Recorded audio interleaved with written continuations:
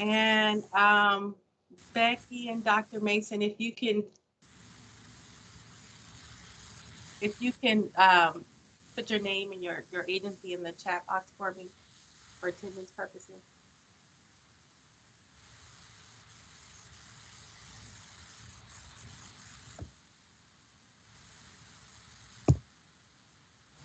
I'll give it just a couple more,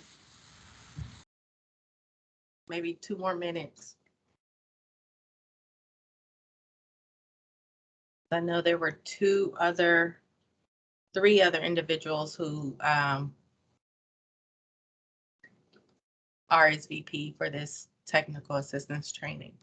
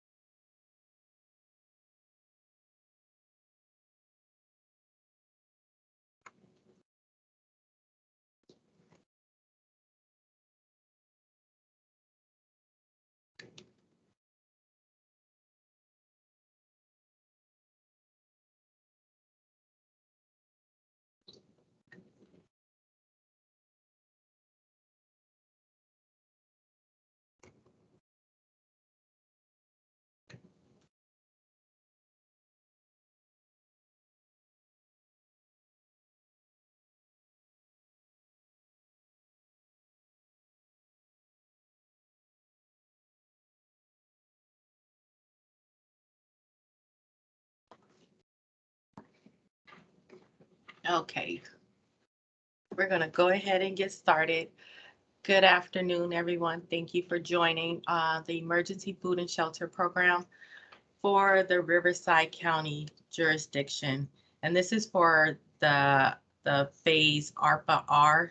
This is the technical assistance for the request for applications. This is a brief overview of agenda of what we're going to cover for this technical assistance training. We're going to start with our welcome and introductions. I'll provide an overview of the program and then a review of the RFA as well as the applications. And I do have a slot for questions and answers at the end. However, feel free to jump in and stop me during the presentation. We have a small group, so I think it will allow for questions throughout the presentation. And my name is Rashana Walker. I'm a senior program specialist here with the County of Riverside, the Housing and Workforce Solutions Department. And I am considered the local board contact for EFSP for the Riverside County jurisdiction. So I'm going to ask each of you if you can please say your name, your title, your name and organization, and then the EFSP service category that your agency is intending to apply for, and the number of years of providing that service. I will start with Becky.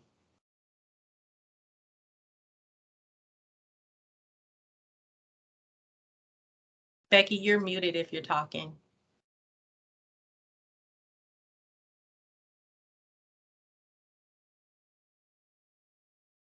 Can you guys hear me? Yes. Okay. I can hear you. Okay. Okay. I think Becky might have stepped away. Okay. Sharon, if you can go first then, if you can. Okay. My name is Sharon Collins. I'm with Step Up on 2nd Street, and we're here in the Inland Empire. We've got a fairly big operation. I'm the government grant writer. We have not ever applied for the Riverside County FEMA Emergency Food and Shelter Funds before. This would be our first time of doing it. If we were to apply, our area of interest would be temporary shelter, primarily motel vouchers. Thank you, Sharon. Dr. Mason?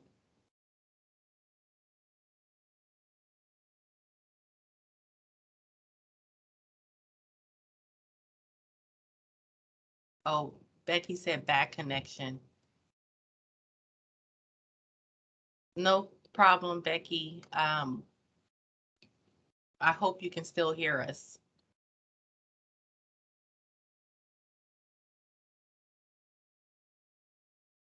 And Dr. Mason may have stepped away as well. So we'll just move forward. Uh, so just an overview of the EFSP program. EFSP is a federal program and it's administered by Department of Homeland Security, FEMA organization. It was authorized in 1983 under the Stuart B. McKinney Homeless Assistance Act, and since then it was renamed to the McKinney-Vento Homeless Assistance Act. So the EFSP program was created to supplement and expand the work of local social service agencies, both nonprofit and governmental, in an effort to help in an effort to help people with economic emergencies.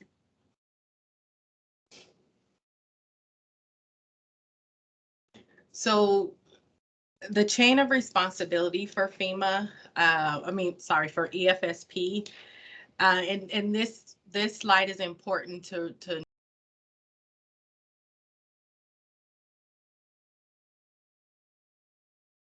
programs that or grants that the County of Riverside, the Continuum of Care administers. And the reason why this one is different is because the funding comes directly from FEMA.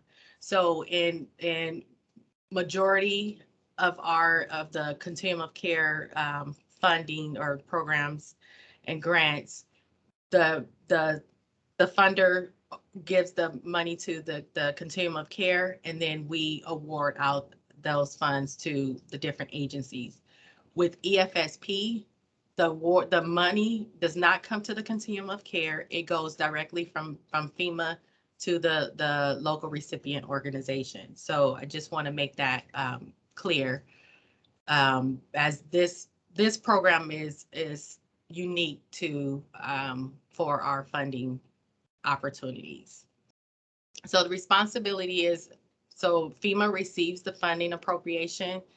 The awards appropriation is to the EFSP National Board. The National Board, they monitor the program. FEMA monitors the program performance and accounts for the use of funds to Congress.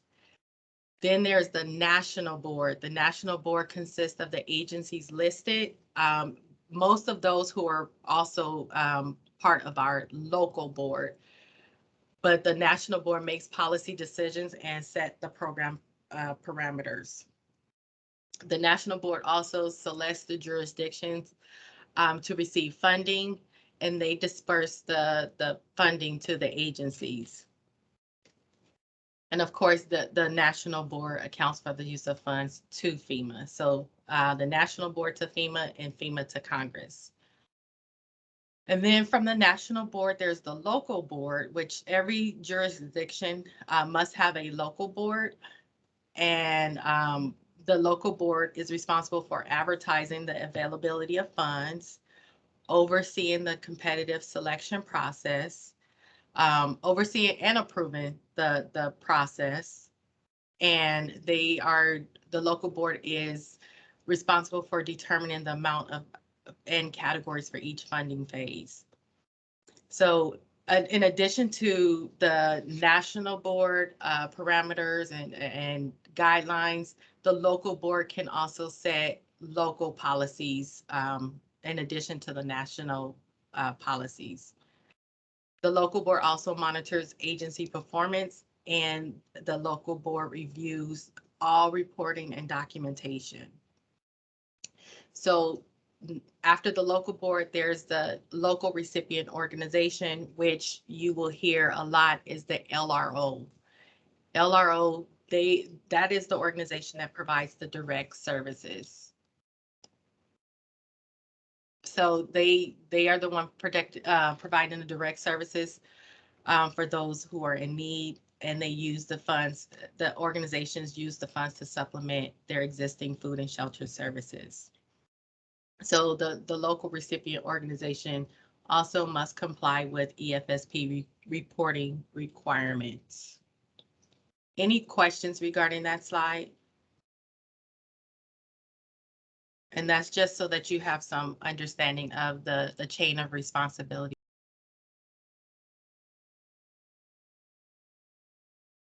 So this is the agencies listed on this slide are the agencies that are part of our local County of Riverside local board. And if your agency would like to become part of the local board, you would have to submit a request in writing, and the local board must vote for approval of your agency to become part of the local board.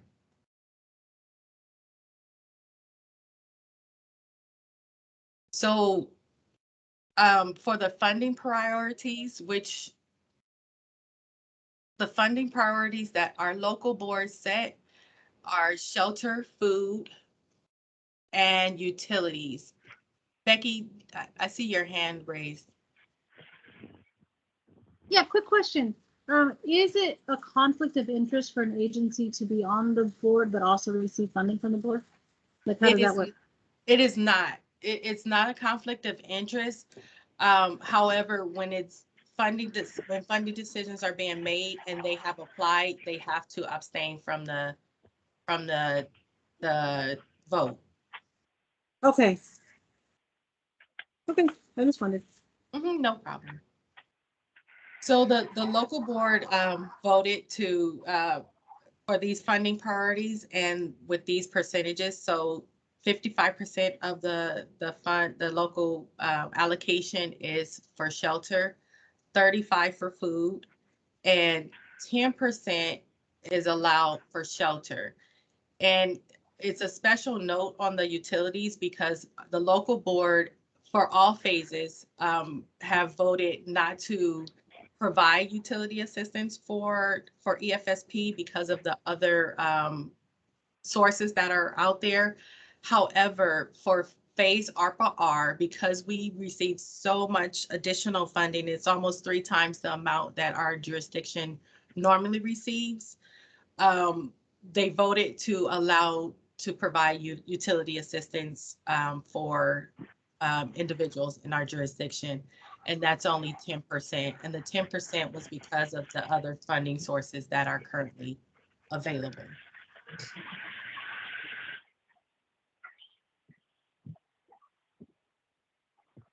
So the ARPA R, our county was awarded 3.7 billion.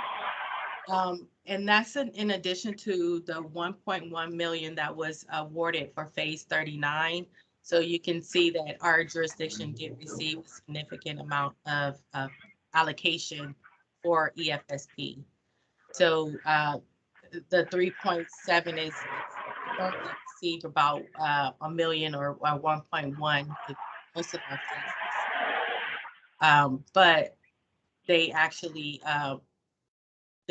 provided a significant amount of allocation for ARPA R. And the ARPA R spending period it begins November 1st, 2021. That's last November. So you can bill anything from November 1, 2021 up until April 30th of 2023.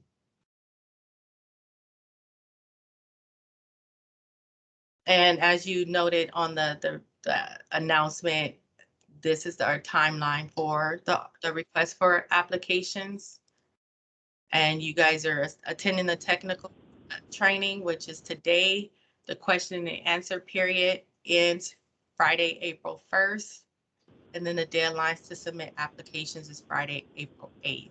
I see a hand raised. I don't know who it is. Can't see. Does anyone have any questions?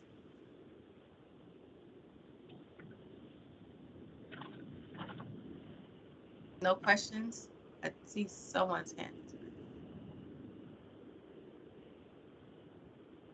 Becky, they may be from earlier.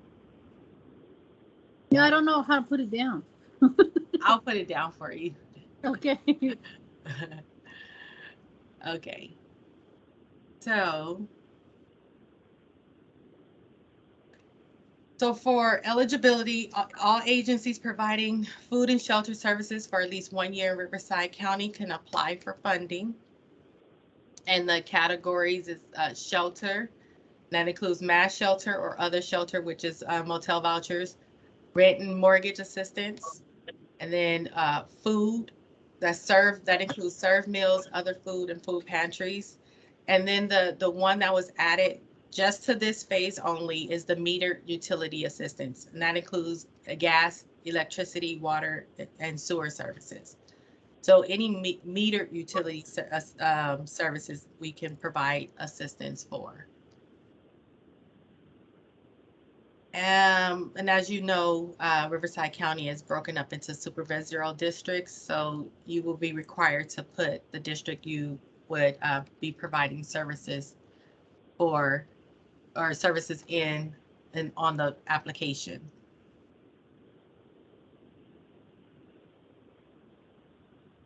So criteria for local organizations. You have to be a nonprofit or an agency, a government agency. You cannot be debarred or suspended from receiving federal funding. You must have a checking account and sign up for electronic funds transfer payments. You must have an accounting system. You must have a federal employee identification number. Also a DUNS number. You need a valid email address for communication.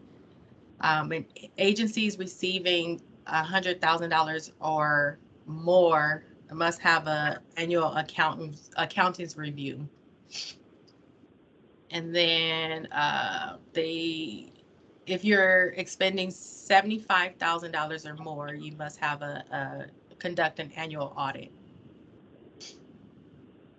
Agencies, as I stated earlier, you must be providing services in Riverside County for at least a year. Practice non-discrimination, have non-discrimination practices. You must have a voluntary board if you're private or not a nonprofit, and that board, to the extent possible, must have should involve a homeless individual or a family on that board. Any questions so far? No. So eligible activities. I stated earlier, mass shelter, other shelter, rent and mortgage assistance, served meals, food pantries, food vouchers, food banks, metered utility services, and then the admin cost, and it's only on here because it is an eligible activity. However, the admin cost goes to the local board contact only. LROs are not able to apply for admin cost. And it's only a 2% cost anyway. So funding allocation. So new applicants, so applicants who have not received EFSP for phase 38 or 39, the minimum you can request is 5,000 per district. And then the maximum that you can request is 20,000 per district. So if you wanted to request 20,000 in 3 districts, it'll be your maximum request will be 60,000. For returning applicants, those organizations who receive funding in phase 39 or 38 or 39, same minimum request, but the maximum request per district is 125,000. Now, just a little background on the 125,000. Prior to ARPA, I wear my spring shirt. sorry about that. prior to ARPA R, the local board set a maximum request for $20,000, sorry, $50,000 per district. But because the funding allocation is so, it's almost 3 times the amount we normally get, they voted to raise it to 125,000. In fact, we had to reopen this application because we didn't get enough funding requests to allocate the total 3.7 million to our district, and we do not want to return any money back to the national board. So again, the funding is allocated as 55% for housing, 35% for food, and 10% for utilities.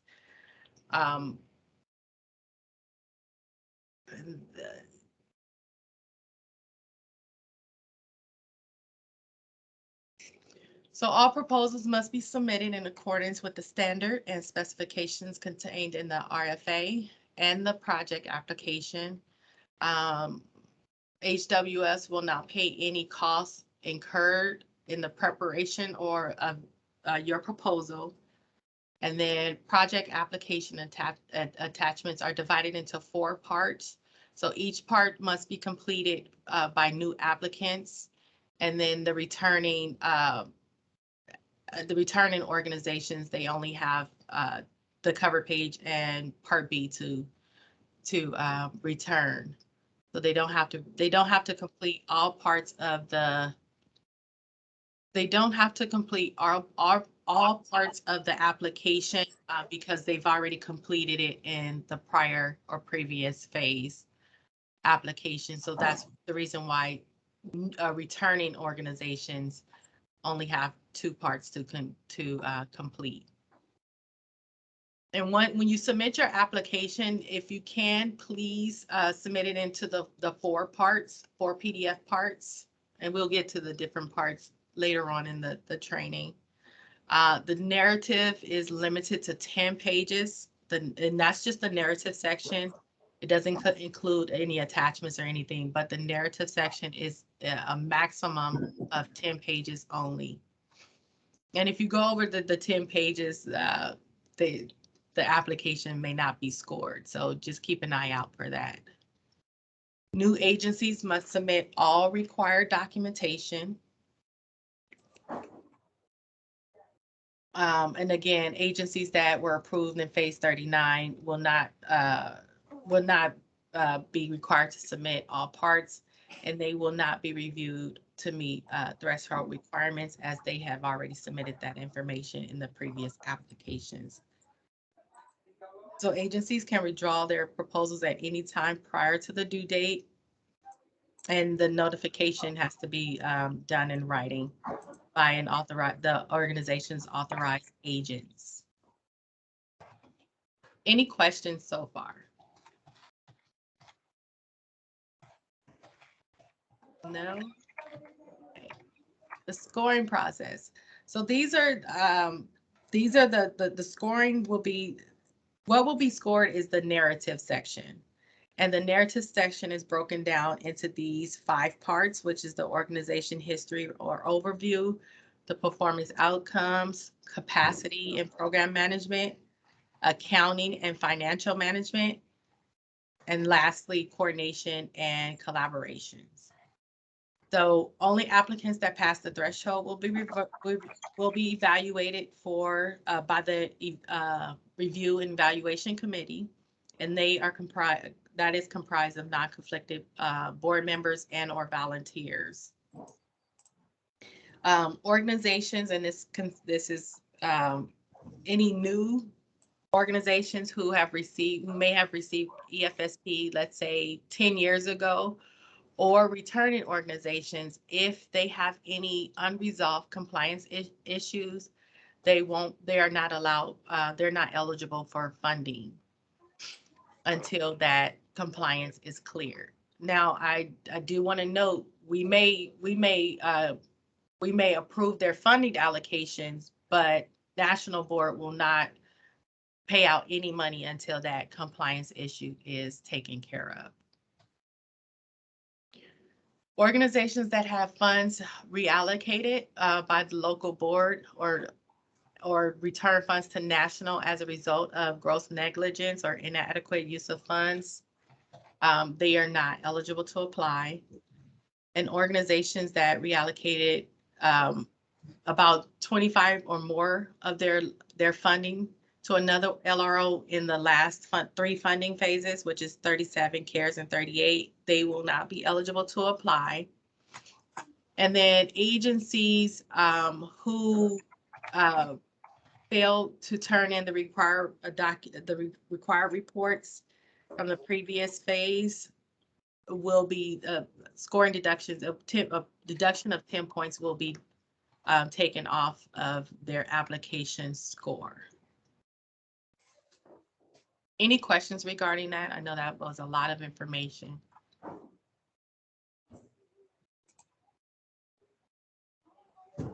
Okay.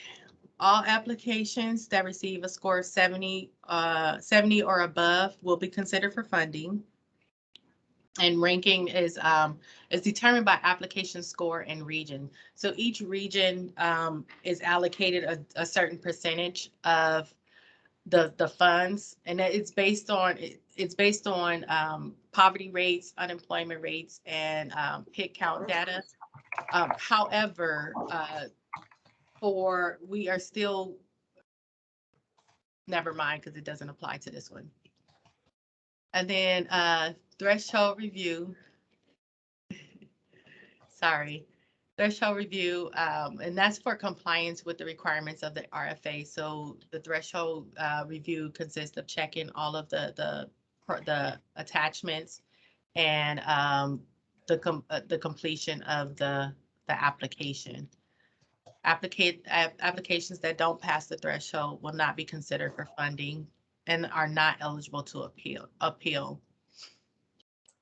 A review committee is responsible for evaluating and scoring the applications. And then each application is read by at least 2 to 3 evaluators. And again, ranking is determined by score and region. However, final ranking and funding recommendations, they're submitted to the local board for approval. And then once the local board approve it, then we submit it to the national board for their final approval. And again, as I stated earlier at the beginning, the national board directly funds all local recipient organizations.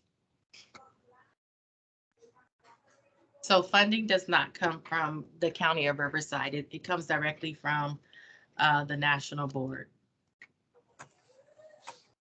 We're going to get into the application.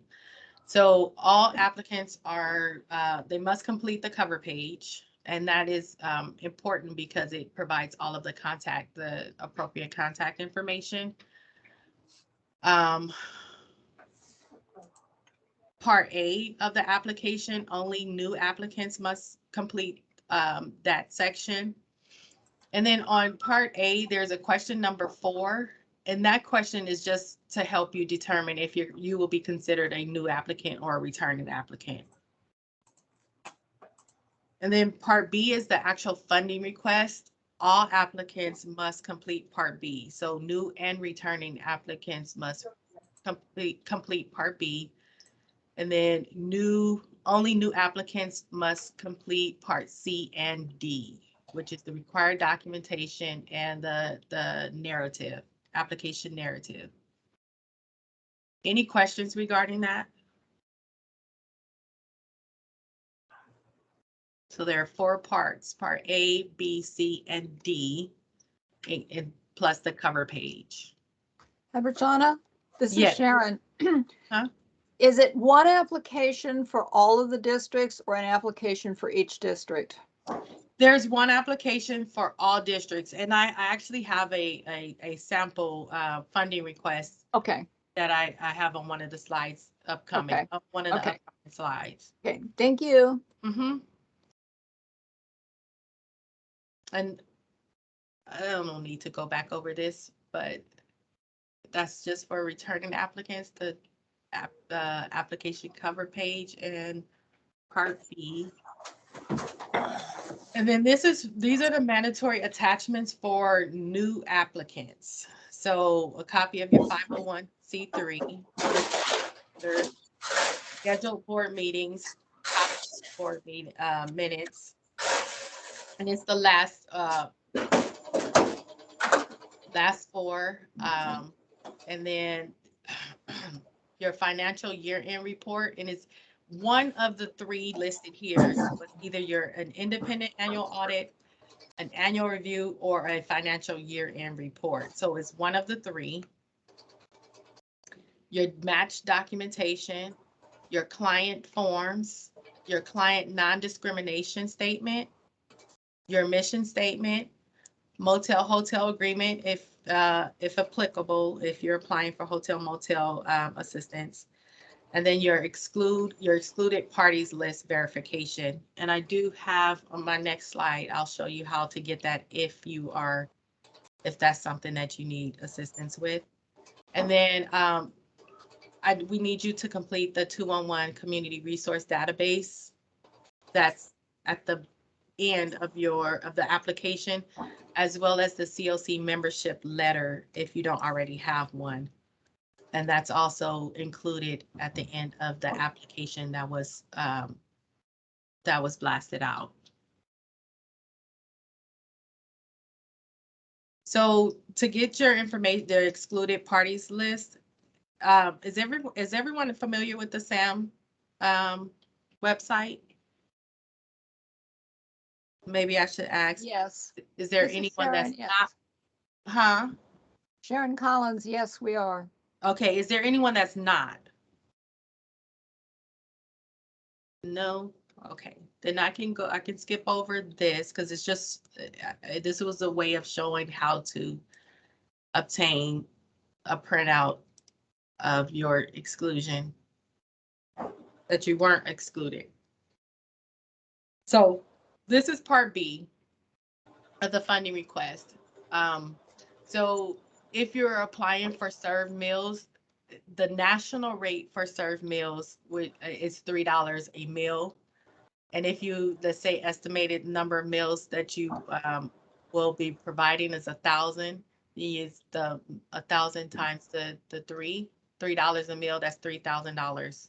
So you request the $3,000 for served meals. Other food, I just put the $10. This is an example only. I just used $10 and did the math on the $10, and that's how I got the 6,000. The amounts indicated with the asterisk, those are national set amounts. So the $3 per meal is a national set amount, and the $12.50 a night is also a national set amount. So we cannot go over that $12.50 per night. And I know that I've had a situation where one shelter provider, they did not charge the $12.50 per night. However, the national board, if we're saying we're providing the $12.50 per night, we have to charge the $12.50 per night. So here's another example. Other shelter motel costs. Let's say the average is $80 a night. If you provide shelter for, let's say, 25 clients for 20 nights, that comes up to about $40,000. And there was a question. So where does the $12.50 go if shelters are free? So so shelters are not free. Let's say shelters are funded from different funding sources. However, there are some shortfalls on the amount of funds that each shelter receives. So to make up for that shortfall and to supplement that, the shelter's cost, they apply for the emergency food and shelter, which they can apply for $12.50 a night per resident per night. I hope that answers your question. Did that answer your question? Okay. Same thing with written mortgage assistance. I only used $1,500 a month. Let's say if a household rent was $15, I actually have a $1,500 a month. Do I have a picture? And for rent and mortgage assistance, we can only provide up to 3 months of assistance, which is 90 days. We can only provide up to 90 days. So I took the 1,500 times, let's say you want to serve 20 households, times the 3 months. And that's how I got the $90,000. Same concept for utility assistance. Let's say you use the average cost for utilities, $90 per month, and you want to assist 25 households, and that's 25 households times 3 months, because for utility assistance, you can now provide up to 3 months or 90 days of utility assistance. And again, I want to emphasize that it's metered utilities. And that's how I got the amount for the utility assistance amount. So if I add all of this up, all of the red amounts up, the total requested that I will put on my application is $170,750. And then I'll show you the next slide on how to document this per district. So remember, there's a $20,000 per district for a maximum per district for new organizations, $125,000 for returning organizations. And as you can see by this example, this will be for a returning organization. So an organization who have received EFSP funding in the previous 2 phases. So let's say we want to serve, we have a shelter in District 1. We want to provide those served meals for those individuals in the shelter. In the District 1, we'll put the $3,000 for served meals. Other food costs could be bulk. When you go to the store, grocery store, and buy the food for the served meals, that's $6,000. And then the mass shelter which is that $1,250 per night, that $1,250 per diem rate. And then also in District 1, we want to provide $25,000 worth of rent and mortgage assistance. And then and also including that $2,000 of utility assistance. All of that is included for District 1. We want to provide that assistance in District 1. So that total for that district is $61,000. You do the same for the other districts that you plan on providing services in, total that up, and that is the total amount requested. I hope that made sense. Does anyone have any questions regarding how you would document the request?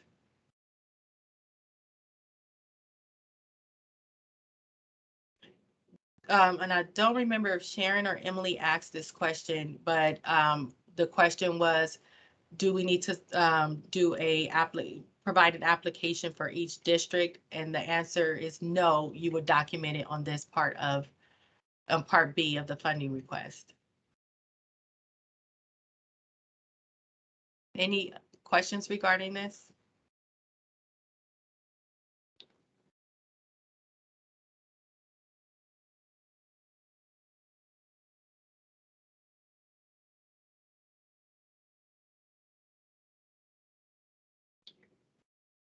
So for EFSP, as stated earlier, EFSP is intended only to supplement an existing program. So the local board provided, the local board set a guideline that we have to show at least 55% of the total budget, the 55% match for your total program budget to receive funding for EFSP. So this is an example of how you would complete this. In this example, this agency will be applying for in all categories. If you're not applying in all categories, you do not have to complete every service category. Does that make sense? And then because the program's total budget, overall budget is 450,000, the match amount, the 55% of 450,000 is 247 and 500. Although the funds requested for EFSP is 170. Does that make sense? You guys are quiet. So the 55% is the 55%. The 55% match is the 55% of the total program budget.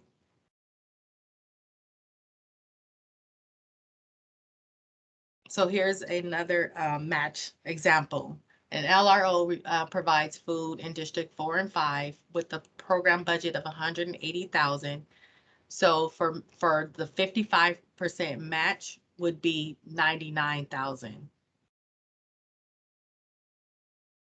So you would have to show the 99,000 match funds with your application.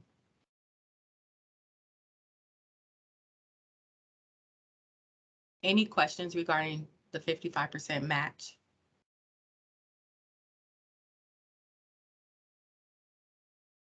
So part C, which is the required documentation.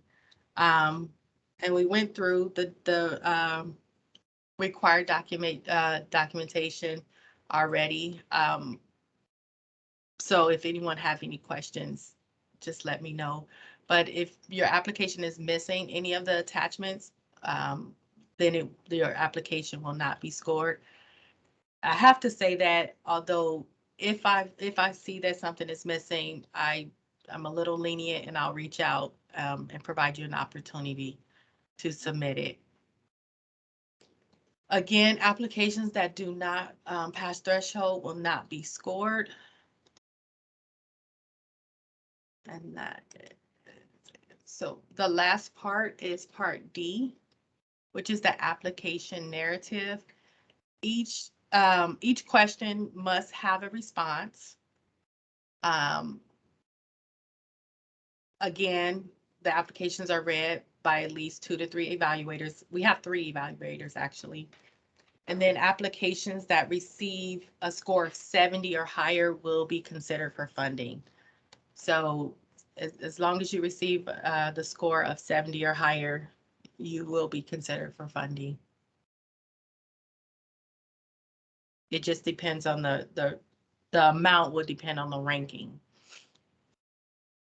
and the district allocations. Again, this is the timeline. So the question and answer period ends this Friday, April 1st.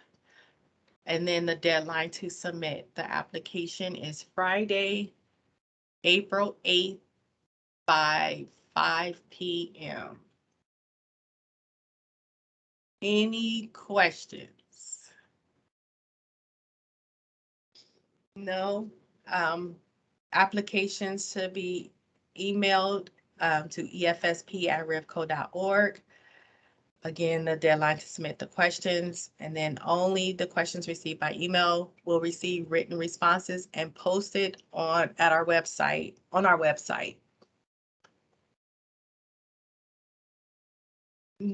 Does anyone have any questions?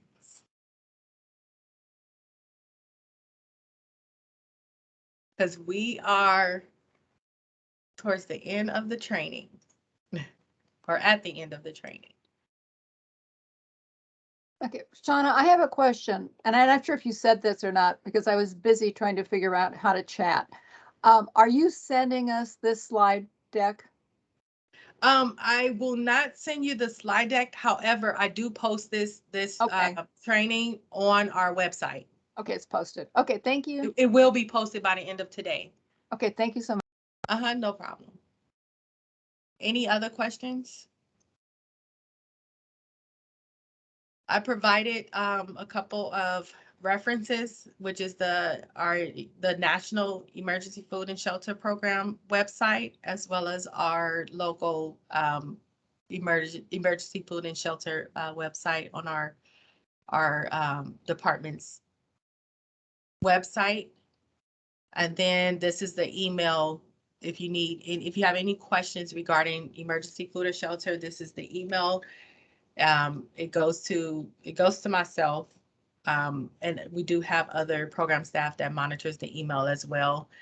But I will be reviewing and responding for the most part. But if you have any questions, even after this training, feel free to reach out.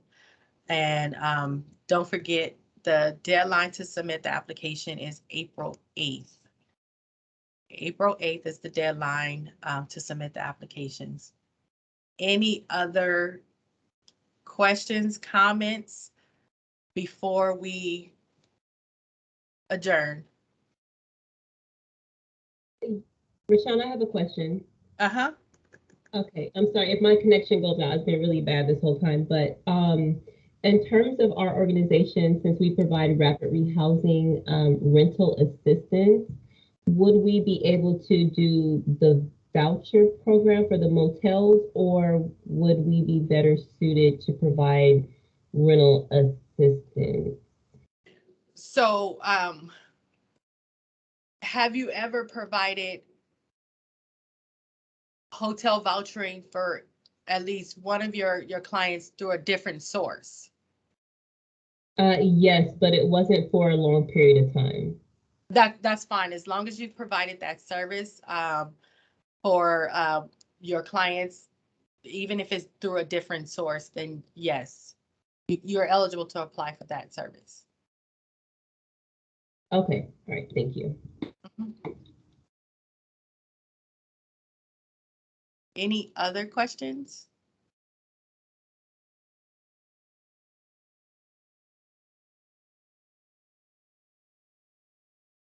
No? Well, again, feel free to reach out if you do have any questions at efsp@rivco.org, and good luck. I hope to see your agency's applications.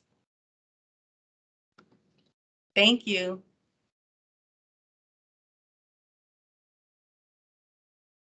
Thank you, Rashana. No problem.